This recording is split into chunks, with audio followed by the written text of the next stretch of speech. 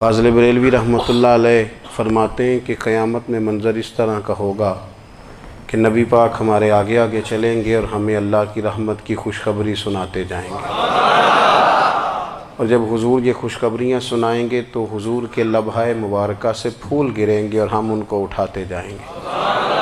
فرماتے ہیں خود تو وہ تھوڑی دیر کے لیے روئیں گے اللہ کی بارگاہ میں کہ یا اللہ انہیں معاف کر دے، خود روئیں گے لیکن ہمیں ہنسا دیں گے۔ پیش حق مجدہ شفاعت کا سناتے جائیں گے، آپ روتے جائیں گے پر ہم کو ہنساتے جائیں گے۔ اور باغ جنت میں محمد صلی اللہ تعالی علیہ وسلم، باغ جنت میں محمد مسکراتے جائیں گے، پھول رحمت کے گریں گے ہم اٹھاتے جائیں گے۔ حشر تک ڈالیں گے ہم پیدائش مولا کی دھوم، اور مثل فارس نجد کے قلعے گراتے جائیں گے۔ اور کیا ذوق بیان کیا، فرمانے لگے خاک ہو جائیں عدو جل کر مگر ہم تو رضا، دم میں جب تک دم ہے ذکر ان کا سناتے جائیں گے۔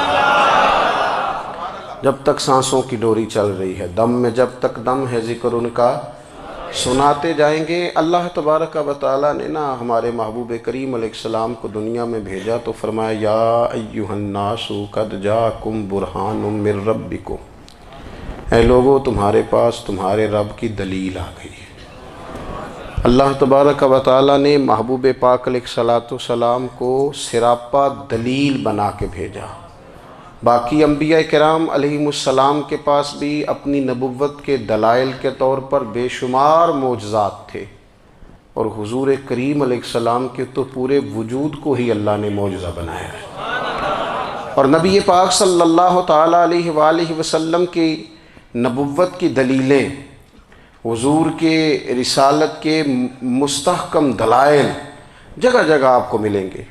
سب سے پہلی چیز تو یہ سمجھنے والی ہے کہ نبی پاک علیہ السلام نے جس چیز کو سب سے پہلے اپنی نبوت کی دلیل کے طور پر بیان فرمایا وہ حضور کا کردار ہے، سیرت ہے، عمل ہے، حضور کا لوگوں کے ساتھ رویہ ہے۔ نبی پاک علیہ السلام کی تبلیغ کے 3 دور ہیں۔ ایک تو حضور نے اپنے قول سے تبلیغ فرمائی ہے، وہ 40 سال کی عمر سے محبوب نے اعلان فرمایا اور تبلیغ کی۔ اور ایک نبی پاک صلی اللہ تعالیٰ علیہ وسلم بالواسطہ حضور کی تبلیغ ہے جو آج تک جاری ہے۔ امت کے علماء، مشائخ، مبلغین حضور کے دین کو آگے پھیلا رہے ہیں، تو دراصل یہ بھی تبلیغ رسول پاک علیہ السلام ہی کی تبلیغ۔ اور ایک حضور کی تبلیغ کا دور ہے، حضور کی پیدائش سے لے کر ولادت مبارکہ سے لے کر حضور علیہ السلام کے اعلان نبوت تک۔ اس دوران نبی پاک نے جو تبلیغ فرمائی ہے وہ اپنے کردار سے فرمائی۔ عرب کا وہ معاشرہ جو بڑا میلا کچیلا گدلا ہو چکا تھا، جس کے اندر سراسر مادہ پرستی کا زور تھا، جس کے اندر لوگ انسانوں کی خرید و فروخت کرتے تھے، جس کے اندر بیٹیوں کو زندہ دفن کر دیتے تھے، جس کے اندر جو آدمی جتنا زیادہ مضبوط ہوتا تھا اتنا زیادہ لٹیرا بن جاتا تھا، اس معاشرے کے اندر رسول کریم علیہ السلام نے 40 سال گزارے، اور اس طرح گزارے کہ جو بیگانے بھی تھے وہ بھی کہا کرتے تھے یہ صادق ہیں، یہ امین ہیں۔ اور جب حضور نے اعلان نبوت کیا تو فرمایا، یہ قرآن مجید کے لفظ ہے، فرمایا فَقَدْ لَبِثْتُ فِيكُمْ عُمَرًا مِّن قَبْلِهِ أَفَلَا تَعْقِلُونَ، میں تمہارے بیچ عمر کا ایک حصہ گزار چکا ہوں، تمہیں عقل نہیں ہے، شعور نہیں ہے۔ نبی کریم علیہ السلام نے اپنے کردار کو، اپنے عمل کو اپنی نبوت کی دلیل کے طور پر بیان فرمایا۔ وہ تو حضرت حلیمہ بھی فرماتی ہیں نا، جب میں نبی کریم علیہ السلام کو اپنے گھر لے گئی تو میرا اپنا بچہ بھی دودھ پیتا تھا، 2 میرے بیٹے ہو گئے، ایک میری یہ نسبی اولاد اور حضور میری رضائی اولاد۔ تو کہتی ہیں جب میں کریم محبوب علیہ السلام کو اپنے سینے سے لگاتی تھی تو حضور میرے ایک پستان سے دودھ پیتے تھے اور دوسرا اپنے بھائی کے لیے چھوڑ دیا کرتے تھے۔ یہاں سے رسول کریم علیہ السلام نے کردار کے ذریعے تبلیغ، اور پھر اعلان نبوت سے پہلے ایک تنظیم عرب کے جوانوں پر، عرب کے سرداروں پر مشتمل بنائی گئی، جس میں نبی کریم علیہ السلام نے بڑا حصہ لیا سرکار نے، اور बड़े अहम लोगों को शऊर हुजूर ने अता फरमाए। वो उस जमात का फ़ैसला था कि हम सारे जवान, सारे बड़े लोग मिलेंगे। ये हुजूर के ऐलान नबूवत से पहले की बात है। हम बड़े लोग मिलेंगे, किसी बड़े को किसी छोटे पर जुल्म नहीं करने देंगे, किसी आदमी को किसी गरीब का हक नहीं खाने देंगे। हुजूर अलैहिस्सलाम ने ना अपने किरदार से, अपने अमल से, और आपका जो अमल होता है ना वो असल होता है। एक होता है आप कोई बात करते हैं और एक होता है कि आप कोई अमल करते हैं। आप जब अमल करते हैं तो अमल के ज़रिए भी लोगों तक बात पहुंचती है कि दरअसल आपका उठना बैठना चलना फिरना क्या है। मेरे रसूल करीम अलैहिस्सलाम का उठना भी एक नबी का, बैठना भी एक नबी का, बात करना भी एक नबी का, मामलाते ज़िंदगी करना भी एक नबी का, लेन देन करना भी एक नबी का। एक शख्स कहते हैं मैंने ऐलान नबूवत से पहले हुजूर अलैहिस्सलाम से कोई चीज़ ख़रीदी थी और मैंने अर्ज़ किया था आप यहाँ तशरीफ़ रखें, मैं पैसे लेके आता हूँ। मैं 3 दिन के बाद आया। देखो ये बात करनी कितनी आसान है, बोलनी कितनी आसान है, पर 3 दिन यहाँ मेरे भाई को किसी शख्स को 2 घंटे इंतज़ार करना पड़ जाए तो लोग कहते हैं अल इंतज़ार व अशद्दु मिनल क़त्ल। ये तो कत्ल से ज़्यादा तकलीफ़ वाला मामला है, मुंतज़िर रहना किसी का।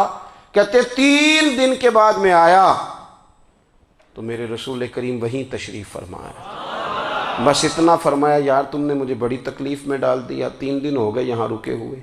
तो हुजूर ने अपने किरदार को, अपने अमल को, अपने मामलात को सबसे पहले अपनी नबुव्वत की दलील के तौर पर पेश किया। किसी ने क्या खूब कहा था कि जो तेरी जान के दुश्मन हैं वो भी कहते हैं, वो जो तेरी जान के दुश्मन हैं, बज़ाहिर तो आए हैं ना हिजरत की रात जान लेने, लेकिन अमानतें हुजूर के घर में रखी हुई हैं, अमानतें काशाना नूर पे पड़ी हैं। वो जो तेरी जान के दुश्मन हैं वो भी कहते हैं कि अमीन तू है और सदाकत की आबरू तू है। अमीन भी तू है, सदाकत की आबरू तू है। तो पहले किरदार। फिर दूसरी बात, अल्लाह ताला ने अपने महबूब अलैहिस्सलाम को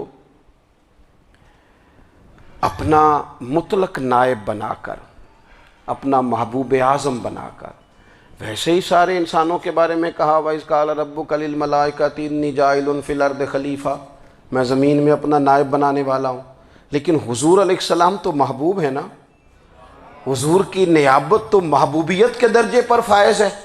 तो रसूल पाक को रब करीम ने इस तरह का बना के भेजा कि हज़रत अब्दुल्ला इब्न रवाहा रदी अल्लाह ताला अन्हु बयान फरमाते हैं कि अगर हुजूर कोई मौजज़ा न भी दिखाते, नबी करीम अलैहिस्सलाम से कोई एजाज़ लोग न भी देखते, तो महबूब का तो चेहरा ही इस तरह का था, लोगों ने देखते जाना था और कलमा पढ़ते जाना था।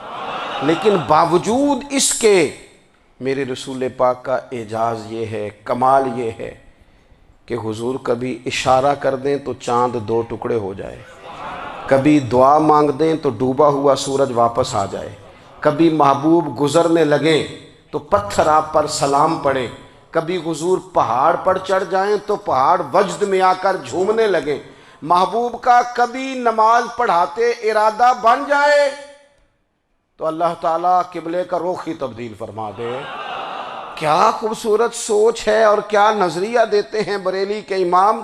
फरमाते हैं इजाबत का जोड़ा इनायत का सेहरा दुल्हन बन के निकली दुआए मोहम्मद, और इजाबत ने झुक कर गले से लगाया बड़ी नाज से जब दुआए मोहम्मद। देखो खुदा की रज़ा चाहते हैं दो आलम, खुदा चाहता है रज़ाए मोहम्मद सल्लल्लाहु ताला अलैहि वसल्लम। और एक मकाम पे फरमाते हैं नाइबे दस्ते कुदरत पे लाखों सलाम, नाइबे दस्ते कुदरत पे लाखों सलाम।